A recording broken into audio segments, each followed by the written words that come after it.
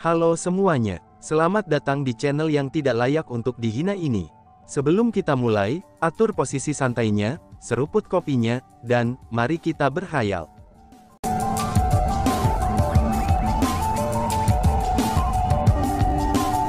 Melanjutkan cerita sebelumnya, formasi yang didirikan Chu Yuyuan itu adalah formasi Grand Unsealing. Chu Yuyuan berusaha membuka celah itu agar mereka bisa memasuki tanah suci klan Elf.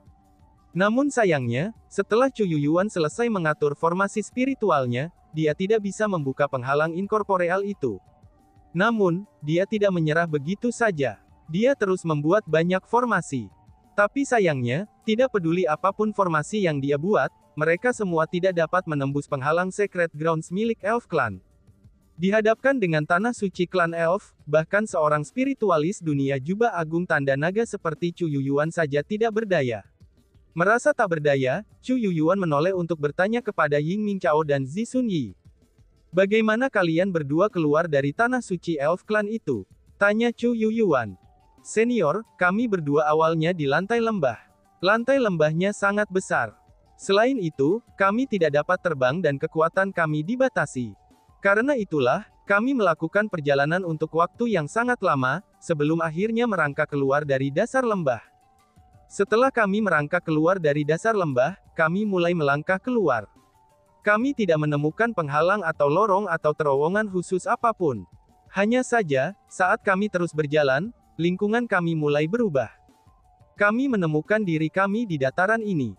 Ketika kami berbalik, kami tidak dapat melihat jurang itu lagi. Ketika kami berusaha untuk kembali ke jurang, kami juga tidak dapat melakukannya, kata Ying Mingchao. Kalian berdua seharusnya tidak keluar, ucap Chu Yuyuan sambil menghela nafas, dan merasa kasihan pada Ying Mingchao dan Zi Sunyi. Alasan untuk itu adalah, karena dia tahu bahwa itu benar-benar terlalu sulit untuk memasuki tanah suci klan Elf. Ying Mingchao dan Zi Sunyi sangat beruntung telah memasukinya. Namun, mereka berdua memutuskan untuk keluar sendiri, itu sangatlah disayang. Bas. Tepat pada saat itu, Zi Sunyi melewati formasi seperti cermin, dan mulai berjalan menuju tanah suci klan Elf. Selanjutnya, dia berhasil melewati penghalang tak berbentuk itu. Dia telah berhasil memasuki tanah suci klan Elf. Sunyi, bagaimana kamu bisa melakukan itu? Melihat adegan ini, ekspresi Chu Yuyuan berubah sangat banyak. Bukan hanya Chu Yuyuan saja, Ying Mingchao dan Chu Feng juga sangat terkejut. Itu karena, semua formasi yang didirikan Chu Yuyuan tidak efektif. Jadi, bagaimana Zi Sunyi bisa masuk? Aku masuk begitu saja, kata Zi Sunyi. Masuk begitu saja, mendengar kata-kata itu, Chu Yuyuan dan yang lainnya terkejut. Mereka semua merasa ini tidak bisa dipercaya. Dan kemudian, mereka semua mengungkapkan ekspresi gembira. Mereka pun berpikir sendiri, mungkin formasi Chu Yuyuan akhirnya menjadi efektif. Senior, biarkan aku mencobanya, ucap Ying Mingchao sambil berjalan mendekat. Dia ingin menguji apakah formasi Chu Yuyuan ternyata efektif atau tidak. Ketika dia mencoba, dia juga berhasil berjalan langsung ke tanah suci klan Elf. Dia tidak dihentikan oleh kekuatan apapun. Senior, itu efektif. Formasi yang kamu buat sangatlah efektif. Kamu telah berhasil menembus penghalang. Kami bisa masuk sekarang. Senior, Chu Feng, cepat masuk, dan nikmati betapa berlimpahnya energi alami di sini. Ucap Ying Mingchao dengan sangat bersemangat. Dia melambaikan tangannya pada Chu Feng dan Chu Yuyuan, itu untuk menunjukkan kepada mereka untuk segera masuk. Melihat ini, Chu Feng juga mengungkapkan ekspresi gembira, dan mulai melangkah menuju Ying Mingchao dan Zi Sunyi. Bas-bas. Chu Feng merasa seolah-olah telah melewati gerbang pembentukan formasi. Di satu sisi gerbang pembentukan formasi adalah dataran. Di sisi lain dari gerbang pembentukan formasi, itu adalah tanah suci klan Elf. Chu Feng juga berhasil memasuki tanah suci klan Elf. Kami benar-benar bisa memasukinya, kata Chu Yuyuan. Melihat ini, senyum menutupi wajah Chu Yuyuan yang sudah tua. Dia tidak hanya bahagia, tetapi dia juga memiliki ekspresi yang sedikit puas di wajahnya. Lagi pula, penghalang yang gagal dilanggar oleh begitu banyak orang, itu sebenarnya dapat dilanggar olehnya. Dengan begini, bagaimana mungkin dia tidak bangga pada dirinya sendiri? Dengan senyum di wajahnya, Chu Yuyuan juga mulai berjalan menuju tanah suci klan Elf. Bang! Namun ketika Chu Yuyuan berjalan, dia bereaksi seolah-olah dia telah menemukan dinding, dan terlempar ke belakang. Apa yang terjadi? Melihat bahwa Chu Yuyuan tidak dapat memasuki tanah suci klan elf, Chu Feng, Ying Mingchao dan Zi Sunyi, semuanya merasa sangat bingung. Chu Yuyuan sendiri juga sangat bingung. Chu Yuyuan berusaha memasuki tanah suci klan elf lagi. Namun seperti sebelumnya, dia masih tidak bisa melewati penghalang tak berbentuk itu. Tempat di mana Chu Feng, Ying Mingchao, dan Zi Sunyi dengan mudah bisa lewati, itu sebenarnya tidak bisa ditembus oleh Chu Yuyuan. Mingchao, keluar sebentar, kata Chu Yuyuan kepada Ying Mingchao. Mendengar itu, Ying Mingchao segera berjalan keluar. Coba masuk lagi, kata Chu Yuyuan. Ying Mingchao segera berbalik, dan mulai berjalan menuju tanah suci klan elf. Dia berhasil dengan lancar memasuki tanah suci klan elf lagi. Pada saat itu, mereka berempat tertegun. Kebingungan memenuhi mata mereka. Tampaknya hanya orang tua ini yang tidak bisa memasukinya, ucap Chu Yuyuan sambil menghela nafas. Tapi, mengapa ini bisa terjadi? Bahkan jika kedua senior itu bisa masuk, bagaimana denganku? Kenapa aku juga bisa masuk? Ucap Chu Feng dengan sangat bingung. Ying Mingchao dan Zi Sunyi bisa memasuki tempat itu sejak awal.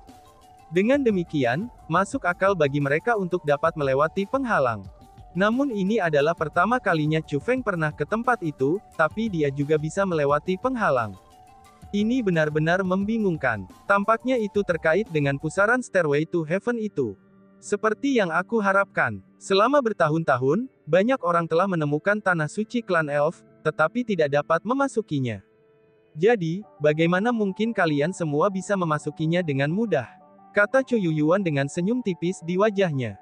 Pada saat itu, Chu Feng, Ying Mingchao dan Zi Sunyi, mereka juga mengerti apa yang dimaksud Chu Yuyuan dengan itu.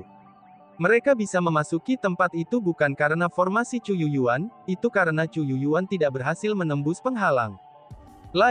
Dia tidak akan dihentikan oleh penghalang. Alasan mengapa Chu Feng, Ying Mingchao, dan Zi Sunyi bisa memasuki tanah suci klan elf adalah, itu karena mereka bertiga istimewa. Adapun keistimewaan mereka, itu sangat mungkin karena pusaran Stairway to Heaven. Pusaran-pusaran itu mungkin telah memberikan semacam kekuatan khusus yang tidak terdeteksi pada mereka. Karena kekuatan khusus itulah, mereka bertiga bisa memasuki tanah suci klan elf.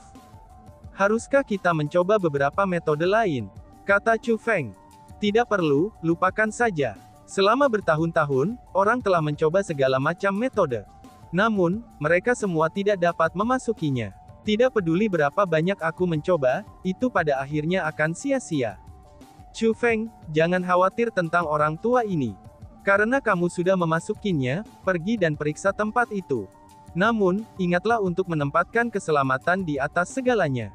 Jika kamu menemukan sesuatu yang salah, segeralah keluar, kata Chu Yuyuan. Siap, senior tolong tunggu sebentar. Junior ini akan keluar dengan cepat, kata Chu Feng. Setelah itu, Chu Feng, Ying Mingchao, dan Zi Sunyi mulai berkeliaran di sekitar jurang. Energi alami di jurang benar-benar berlimpah, dan pemandangan di sana juga sangat indah. Namun, itu tidak menyerupai tempat ras kuat pernah hidup sebelumnya. Alasan untuk itu adalah, karena tidak ada tanda-tanda pembangunan atau tempat tinggal sebelumnya di mana-mana. Itu sama sekali tidak menyerupai tempat di mana manusia pernah tinggal sebelumnya, apalagi tempat di mana ras yang sangat kuat seperti Abyss Elf Clan tinggal sebelumnya. Selain itu, energi alami di sana sangat berlimpah. Bahkan Chu Feng kagum dengan betapa melimpahnya energi alami di sini. Namun sayangnya, untuk seseorang seperti Chu Feng, energi alami murni tidak lagi memberikan banyak bantuan dalam membuat kemajuan dalam kultivasinya. Tanah suci klan elf adalah seperti yang dijelaskan Ying Mingchao dan Zi Sunyi, tempat itu memiliki semacam kekuatan pembatas khusus. Berada di dalamnya, seseorang tidak hanya tidak dapat terbang, tetapi kekuatan seseorang juga akan sangat dibatasi. Selain itu setelah semua, Chu Feng adalah seorang dirana abadi surgawi. Sementara dia tidak bisa terbang, tapi tubuhnya masih sangat kuat. Dengan demikian, meskipun dia menghadapi jurang yang sangat dalam, Chu Feng mendarat di dasar jurang dengan lompatan belaka. Perasaan ini, setelah mendarat di bagian bawah, ekspresi Chu Feng segera berubah. Dia benar-benar memperhatikan beberapa perilaku abnormal dari harta karun dalam kosmos saknya. Chu Feng segera mengambil gelang dari kosmos saknya. Gelang yang dia keluarkan sangat lusuh, dan itu hanya mirip dengan besi tua. Dibandingkan dengan gelang itu, pelindung gelang terbesar di tangan kanan Chu Feng yang menyerupai gelang tembaga, itu menjadi tampak jauh lebih indah.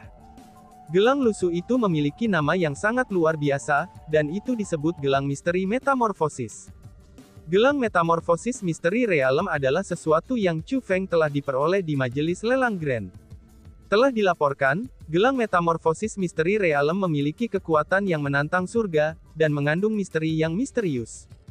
Jika seseorang memasuki gelang metamorfosis misteri realem, bahkan mereka yang sangat berbakat dalam kultivasi bela diri akan diberikan budidaya bela diri, dan dipelihara menjadi pembudidaya yang kuat. Namun, itu hanyalah rumor. Paling tidak, gelang metamorfosis misteri realem di tangan Chu Feng tidak memiliki kekuatan semacam itu. Selanjutnya, perubahan halus sedang terjadi pada gelang metamorfosis misteri realem pada saat itu.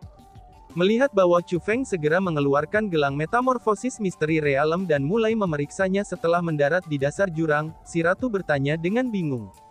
Chu Feng, apa yang kamu lakukan? Kenapa kamu melihat itu? Tanya Chu Feng. Ratu, sepertinya perubahan sedang terjadi pada gelang metamorfosis misteri realemku ini, dan itu benar-benar terjadi, kata Chu Feng. Perubahan macam apa? Tanya si ratu. Ini sulit dijelaskan. Namun, tampaknya gelang misterius metamorfosis ini mampu membimbingku, kata Chu Feng. Membimbingmu? Ekspresi si ratu berubah setelah mendengar kata-kata itu. Dia kemudian bertanya, mungkinkah gelang metamorfosis misteri realemmu itu terkait dengan klan Abyss Elf? Tanya si ratu. Aku tidak yakin tentang hal itu.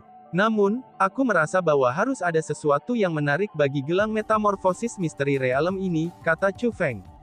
Chu Feng, ada apa? Pada saat itu, Ying Mingchao dan Zi Sunyi juga melompat dan tiba di samping Chu Feng. Mereka berdua tidak tahu tentang percakapan antara Chu Feng dan si ratu. Mereka hanya bisa melihat Chu Feng memegang gelang lusuh di tangannya, dan berdiri di sana tanpa bergerak. Karena itulah, mereka pikir ada yang salah dengan Chu Feng. Senior, aku baik-baik saja. Hanya saja, tempat ini mungkin tidak sesederhana yang kami harapkan. Yang terbaik bagi kalian berdua untuk tidak masuk lebih jauh ke dalam jurang. Tetap di sini dan tunggu aku, kata Chu Feng. Chu Feng takut menghadapi bahaya, dan tidak mampu melindungi Ying Mingchao dan Zi Sunyi. Karena Ying Mingchao dan Zi Sunyi adalah orang-orang yang berpengalaman, mereka memahami niat Chu Feng dan tidak ingin menjadi beban baginya.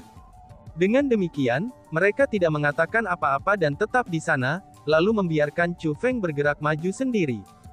Melanjutkan ke depan, Chu Feng tidak menemukan sesuatu yang istimewa. Bahkan energi alami tetap sama dan tanpa perubahan. Namun, gelang metamorfosis misteri realem di tangan Chu Feng terus berubah.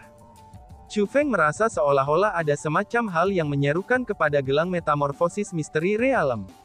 Selanjutnya, semakin dalam perjalanan Chu Feng, maka semakin dekat ia datang ke hal yang memanggil ke gelang metamorfosis misteri realem. Mengikuti perubahan pada gelang metamorfosis misteri realem, itu seperti mengikuti petunjuk yang memberitahunya untuk terus maju. Akhirnya, Chu Feng memasuki hutan terpencil. Sebenarnya, daripada menyebutnya remote, maka akan lebih akurat untuk mengatakan bahwa itu agak menakutkan. Sebelum memasuki hutan, itu tidak terasa atau terlihat berbeda dari semua lokasi lain di tanah suci klan Elf. Itu sangat indah, karena semua tanaman di hutan sangat istimewa. Meskipun tanaman itu tidak mengeluarkan cahaya yang indah, tapi penampilan luarnya sudah sangat menyenangkan untuk dilihat. Ini juga berlaku untuk pohon-pohon di dalam hutan. Namun saat Chu Feng memasuki hutan, aura menakutkan segera menyerang indranya dan menelannya sepenuhnya. Pada saat itu, Chu Feng merasa seolah-olah dia tidak lagi berada di tanah suci klan Elf, dan malah memasuki tempat yang berbeda. Sensasi semacam ini membuat Chu Feng merasa sangat gelisah. Namun, Chu Feng tidak menyebutkan apapun pada si ratu. Sebagai gantinya, dia memutuskan untuk menahan perasaan tidak nyaman, dan sensasi yang sedikit menyesakkan ini sendirian. Alasan untuk itu adalah, karena Chu Feng tidak ingin si ratu khawatir tentang dirinya. Alasan untuk itu adalah, karena dengan temperamennya, Chu Feng bertekad untuk sampai ke dasar ini. Saat Chu Feng masuk lebih dalam ke hutan, bahkan pohon-pohon di hutan juga berubah. Pohon-pohon di hutan tumbuh semakin tebal, dan tampak semakin menyeramkan. Sepintas, mereka menyerupai wajah iblis. Dan bahkan, Chu Feng bahkan merasa seolah ada mata menatapnya. Namun tidak peduli seberapa banyak Chu Feng mengamati, tidak peduli seberapa banyak dia merasakan lingkungannya, maka dia tidak dapat mendeteksi jejak kehidupan. Sama sekali tidak ada apa-apa di sekitarnya. Melihat bahwa Chu Feng melihat sekeliling tanpa henti, dan bahkan tampak tegang, si ratu tidak dapat menahan rasa penasarannya dan bertanya. Chu Feng, ada apa? Apakah kamu menemukan sesuatu? Tanya si ratu. Aku baik-baik saja, dan aku hanya merasa agak tersesat. Namun, ini tidak ada yang serius. Chu Feng menjelaskan. Dia khawatir si ratu akan menolak untuk membiarkannya melanjutkan perjalanan, itu jika dia memberitahukan perasaan tidak tenang, heran, dan bahkan rasa aneh yang dia alami di hutan itu. Chu Feng, mengapa aku merasa tempat ini agak salah? Si ratu berkata. Apa yang salah tentang tempat ini? Ini sangat normal, kata Chu Feng. Sulit untuk dijelaskan, karena bagaimanapun, aku merasa tempat ini sangat aneh. Namun, aku tidak dapat menjelaskan apa yang aneh tentang itu. Singkatnya, kamu harus hati-hati. Sebelumnya, ratu ini merasa bahwa hilangnya Abyss Elf Clan, itu pasti karena mereka telah memutuskan untuk pindah. Lagi pula, tidak ada jejak mereka pernah tinggal di tempat ini.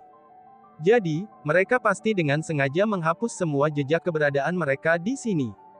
Namun aku sekarang tiba-tiba merasa ini tidak sesederhana itu. Singkatnya, kamu harus hati-hati.